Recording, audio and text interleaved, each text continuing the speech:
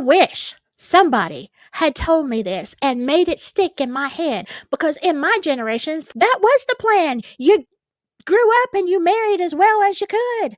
That was the big plan. And then it all fell apart. Now it's no longer independent women. It's all about soft girl era. What is the soft girl? Maybe I'm just too damn old. Soft girl.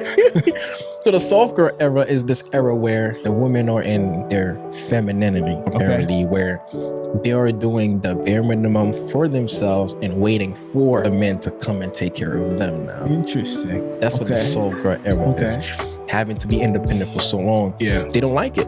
You know, because that's them thriving in their masculine energy. Yeah. Because that's what the man is supposed to be for. They're supposed to be here to provide for you and protect you. They got a taste of what they don't want, which is what we have to deal with. So now it's like, oh, this is too much. Now let me go back to my that's so interesting. Femininity and stay in there and wait for a guy to come and take care of me. You know, I've been seeing this soft life trend all over the internet. The perfectly curated outfits. And it's the idea that your main job is just simply to exist. Oh, while a man provides a life of ease and luxury for you. And bless your hearts. I get it. I really do. I mean, after the nonstop hustle culture we've been fed, and the idea of a life where we're not just deeply struggling, it's appealing. I mean, Lord knows my generation was pushed so hard we were stretched in every direction we didn't know we could even go. So I don't blame you for wanting something different. No. But I'm going to tell you some back porch truths today, and they're hard truths.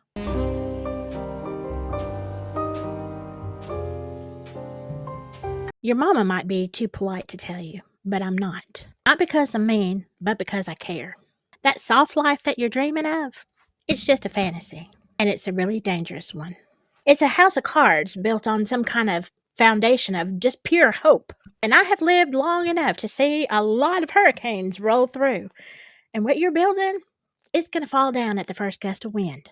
See, my generation, we didn't have any option for the soft life. We had the dot-com bust, we had 9/11, we had the devastating 2008 financial crisis, and much, much more. We had husbands who lost their jobs overnight. We saw our retirement go down the tubes. We got sick, or our parents got sick and needed us. Our bodies decided one day to just declare war on us. And we had to stop and change some things that we didn't want to right when our careers were taken off.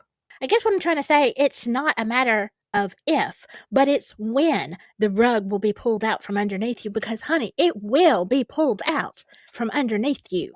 And when that happens, your beautiful curated mornings of matcha and tea and silk pillowcases and your manifestation journal, those things aren't going to pay your mortgage. And creating an aesthetic, it's not a marketable skill. Not really. Not for the long haul. And down here in the South, we have a saying, hope for the best, but prepare for the worst. And so y'all are doing a whole lot of hoping, but I don't see much preparation going on. See, what's happening is somebody is selling you a life where your value is in your youth, in your beauty, in your pleasantness, in your femininity. But tell me, what happens when you're not so young anymore? What happens when life happens and you're stressed and you're tired and you don't have the opportunity for those beautiful mornings? And all of a sudden, you're not so pleasant to be around because your rug has been pulled out from underneath you. Maybe his money runs out.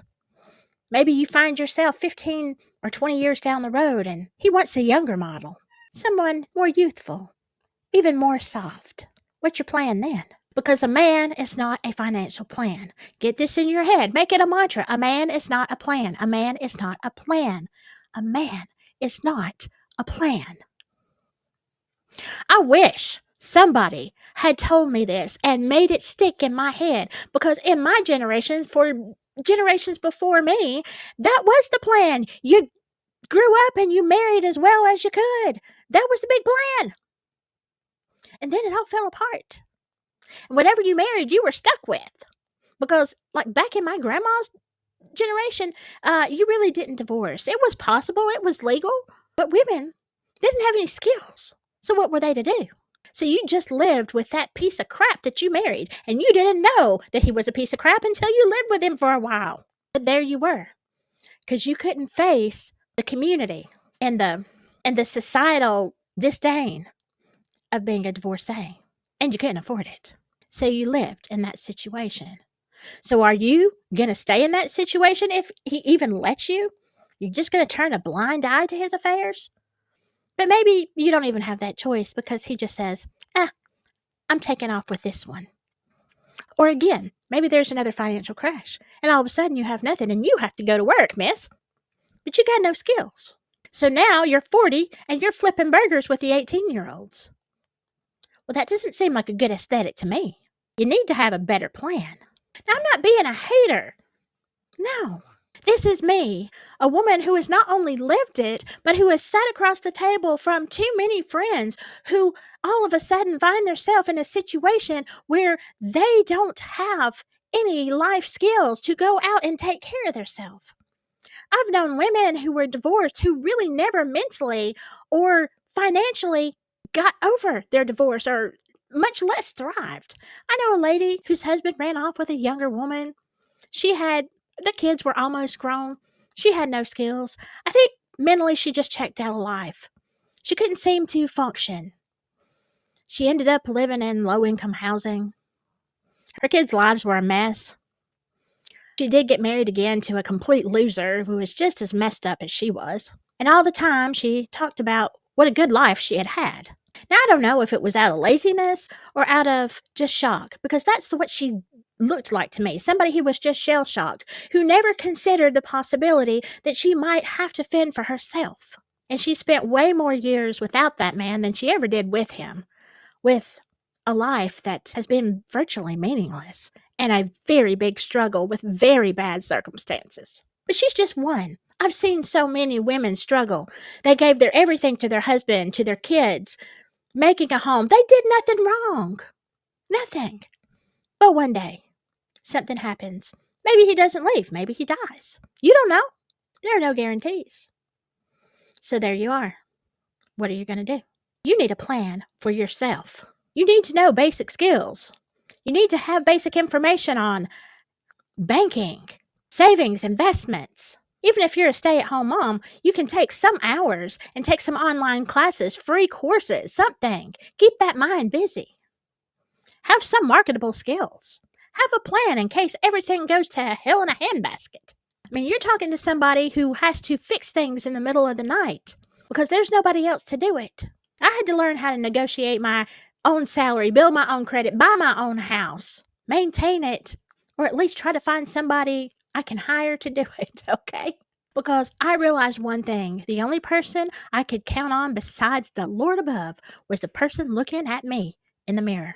And I'm not telling you to go back to hustle culture. I mean, that's kind of a scam too.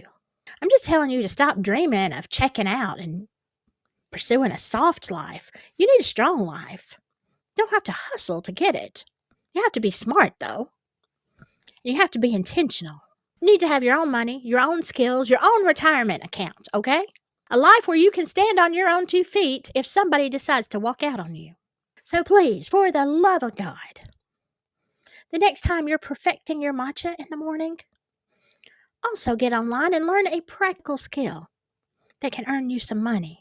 And while you're trying to manifest your dream man and your dream life, put some of that energy into making some real world competence for yourself. Why don't you manifest that as well? Because one day you are going to need it, I promise.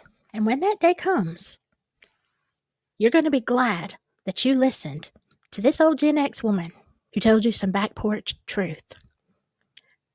If you like conversations from the back porch, give me a thumbs up, a like, subscribe. I want to hear your comments below. Gen X women, what have you learned? Because I would love to hear what you've learned so that people can read the comments and see. Let me ask you this question. Do you have the life now that you fantasized about? Or was the rug pulled out from under you at some point? Let me know. I want to hear your story. Whatever you do, stay safe out there and stay silky. Bye-bye.